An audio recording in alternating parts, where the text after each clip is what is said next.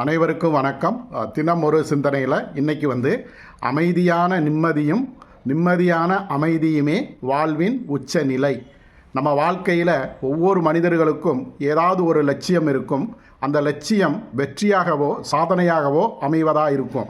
ஆனால் எல்லா வெற்றிகளையும் விட எல்லா சாதனையும் விட மிக முக்கியமான மிக உன்னதமான ஒரு நிலை அப்படின்னா வாழ்வியலில் ஒரு உச்ச நிலையை அடைகிறது தான். அந்த வாழ்வியலில் உச்ச நிலையை அடைய வேணும் அப்படின்னா அதுக்கு பணமோ பொருளோ பதவியோ புகழோ மட்டும் தேவைப்படாது.